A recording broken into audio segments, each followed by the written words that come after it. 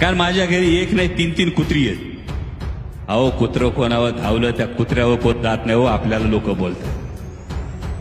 आणि त्या पद्धतीनं जर कुत्र्यानं एखाद्याचा चावा घेतला, कुत्र्यानं एखाद्याला इजा केली तर कुत्र्याला कोणी बोलत नाही, मालकाला जर कोणी बोलतात. तसं विशालदादा तुम्ही म्हणाला ते फार महत्वाचं आहे. प्रश्न हा पडला, हे सांगलीच्या मातीतलं हे विधान ऐकल्यानंतर प्रश्न हा पडला की नेमका यांचा बोलवता धनी कोण.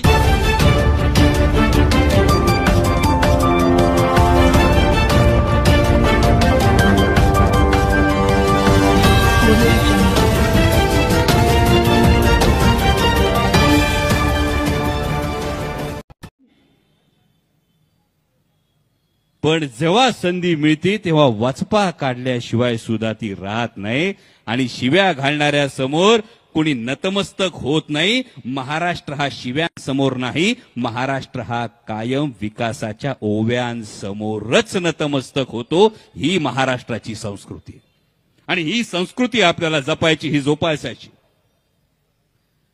बघाशी तुम्ही काही पोस्टर घेतले, काही लोकांचे उल्लेख झाले.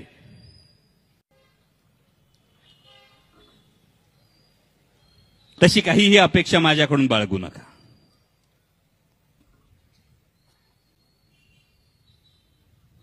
कारण माझ्या घरी एक नाही तीन तीन कुत्री आहेत. अहो कुत्रं कोणावर धावलं त्या कुत्र्यावर कोण जात नाही हो, आपल्याला लोक बोलतात.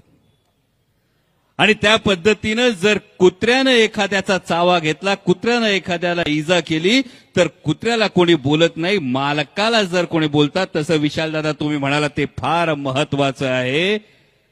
प्रश्न हा पडला, हे सांगलीच्या मातीतलं हे विधान ऐकल्यानंतर प्रश्न हा पडला की नेमका यांचा बोलवता धनी कोण. या बोलवत्या धन्याला नेमकं काय हवंय. समोर डिपार्टमेंटची पण माणसं आहेत.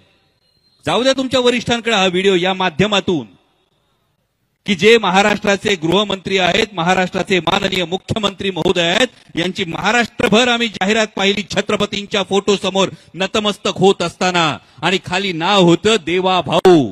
जाहिरात कोणी दिली वगैरे विषय सोडून द्या, पण छत्रपतींसमोर उभं राहून तीच जाहिरात पाहताना माननीय देवेंद्रजी फडणवीस तुम्हाला खडा सवाल आहे. ज्या छत्रपतींनी न्यायाचं राज्य निर्माण केलं, ज्या छत्रपतींनी रयतेचं राज्य निर्माण केलं, एकदा त्याच छत्रपतींच्या पुतळ्यासमोर उभं राहून एकदा शपथ घेऊन महाराष्ट्राला सांगा की ज्युनियर इंजिनियर स्वर्गीय अवधूत वडारला न्याय हा दिलाच जाईल.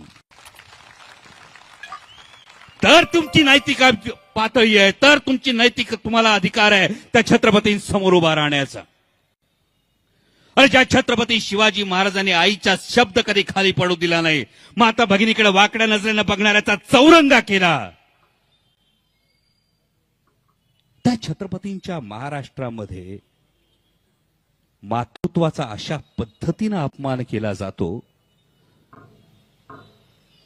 राजकारणी म्हणून सोडा, नेते म्हणून सोडा, राज्याचे प्रमुख म्हणून सोडा, माणूस म्हणून शरम वाटली पाहिजे, याचा विचार करणं गरजेचं आहे.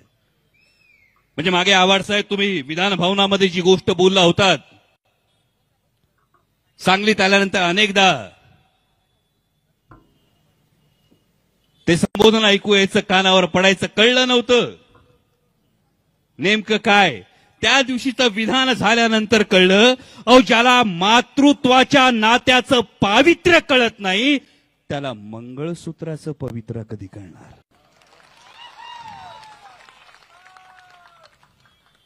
अहो जगातलं एकमेव नातं आहे. 9 महिने गर्भात ठेवल्यानंतर पोटच्या लेकरानं लाथा मारल्या तरी सुद्धा त्याला आपल्या काळजातलं दूध पाजणारं एकमेव नातं आहे, ते आईचं नातं आहे.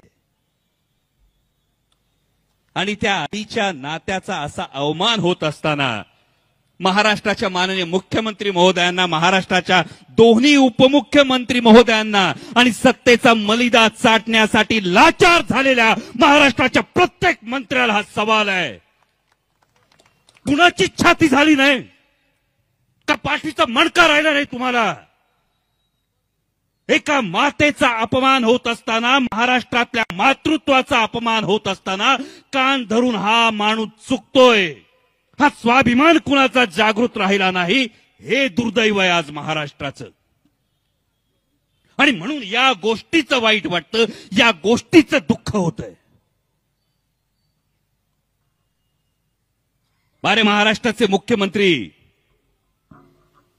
मोठमोठे पोस्टर लावत असतील, होर्डिंग लावत असतील,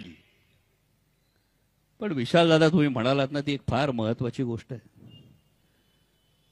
विधान करताना आम्ही पण म्हणतो की महाराष्ट्राचे माननीय मुख्यमंत्री देवेंद्रजी फडणवीस, आपल्याकडून अपेक्षा आहे की आपण एक सुसंस्कृत व्यक्तिमत्व आहात. विधान आल्यानंतर माननीय मुख्यमंत्री महोदय, होय आमच्याकडून ही अपेक्षा आमची तुमच्याकडून होती, राज्याचे प्रमुख म्हणून होती, कारण तुम्ही एका राज्यात एका पक्षाचे नाही, तुम्ही महाराष्ट्राचे मुख्यमंत्री आहात. पण आपलं विधान काय आलं? एक आक्रमक नेते आहेत म्हणून तुम्ही असं स्वैर सोडणार. आणि जर तुम्ही असं स्वैर सोडणार असाल तर लहानपणी आम्हाला इंग्रजीमध्ये एक म्हण शिकवली होती, a man is known by the company he keeps. म्हणजे माणसाच्या आजूबाजूला जशी माणसं असतात तसाच तो माणूस असतो. जर हे खरं असेल तर माननीय मुख्यमंत्री महोदय, या वाचाळ वीरांनी आपली प्रतिमा डागाळली जाते आणि काळजी आम्हाला आपली व्यक्तिगत असण्यापेक्षा आपण आमच्या राज्याचे प्रमुख आहात याची आम्हाला जास्त काळजी आहे. मग कधी कधी संशय येतो. मगाशी उत्तमराव जानकर साहेब बोलत होते. जानकर साहेब बोलत असताना त्यांनी इतर जिल्ह्यांचा उल्लेख केला. मगाशी महबूबबाई बोलत असताना त्यांनी बीड जिल्ह्याचा उल्लेख केला. आणि मग प्रश्न पडला की या पद्धतीची ही वाचाळवीरांची फौज ही महाराष्ट्राच्या प्रश्नांकडून तुमचं लक्ष विचलित करण्यासाठी करण्यात आली आहे का?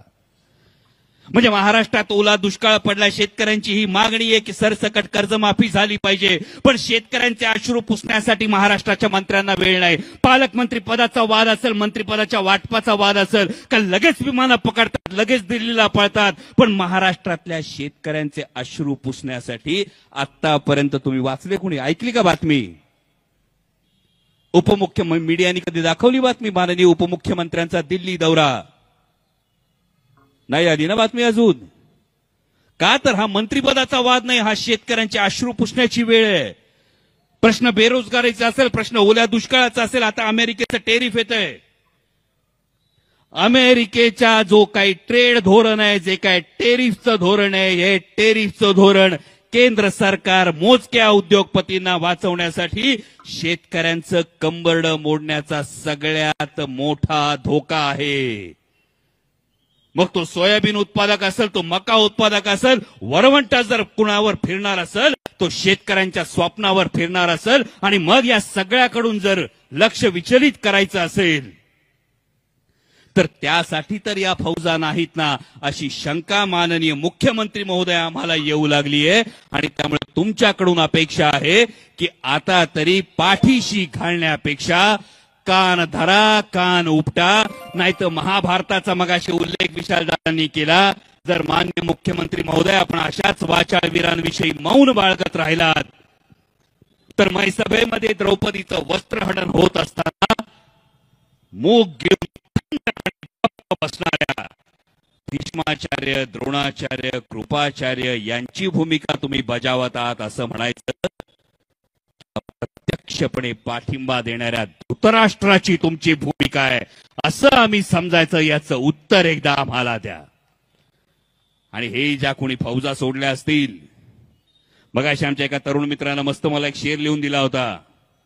काय होता तो? ईडी, ईवीएम, गद्दारी, भौंकने वाले कुत्ते, फौज तो तेरी भारी है. ईडी, ईवीएम, भौंकने वाले कुत्ते, फौज तो तेरी भारी है. जंजीरों में जकड़ा हुआ जयंत पाटील अब भी तुम सब पे भारी है. आणि म्हणून जाता जाता फक्त एवढं सांगतो, ही तुमच्या मनातली जी धग आहे, हा तुमच्या मनातला जो राग आहे, ही तुमच्या काळजातली जी आग आहे, ही तुमच्या मनगटातली जी रग आहे, ही शाबू ठेवा, ही राखून ठेवा, हा विस्तव धरून ठेवा. विस्तवानी जाळायचं नाहीये. विस्तव जर चुलीत टाकला तर ऊब आणि उभारी देतो. आणि जर ही ऊब आणि उभारी मिळाली तर घरं उभी राहतील. ही घरं उभी राहिली तर महाराष्ट्राची संस्कृती कायम राहील. आणि या सुसंस्कृत महाराष्ट्राच्या राजकारणासाठी तुमच्या प्रत्येकाच्या या वज्रमुठीची, या निर्धाराची गरज आहे. आज तुम्ही हा निर्धार दाखवून दिलात. आज संपूर्ण महाराष्ट्रात हा संदेश गेलाय. म्हणजे अगदी महाराष्ट्राच्या टोकावरून चंद्रपूरच्या आमच्या बेबीताई ओके असतील किंवा आहिरीच्या शाहीनताई हकीम असतील, कुठे आहेत? महाराष्ट्राच्या टोकावरून आल्यात. अहिरी विधानसभा आणि चंद्रपूर. आणि म्हणून तुम्हा सांगलीकरांना पुन्हा एकदा मानाचा मुजरा करतो की हा संदेश तुम्ही आज महाराष्ट्रात दिलात की हा महाराष्ट्र झुकणार नाही, हा महाराष्ट्र दबावासमोर वाकणार नाही, हा महाराष्ट्र आपल्या सुसंस्कृत राजकारणाचा वसा आणि वारसा हा कधीही सोडणार नाही. आणि आदरणीय जयंत पाटील साहेबांच्या पाठीशी तुम्ही असेच ठामपणे उभे आहात, याबद्दल तुम्हा सर्वांना पुन्हा एकदा धन्यवाद देतो. आणि माननीय मुख्यमंत्री महोदयांकडून शेवटी एक अपेक्षा व्यक्त करतो की या सुसंस्कृत राजकारणाची परंपरा जपण्यासाठी आणि जोपासण्यासाठी राज्याचे प्रमुख म्हणून केवळ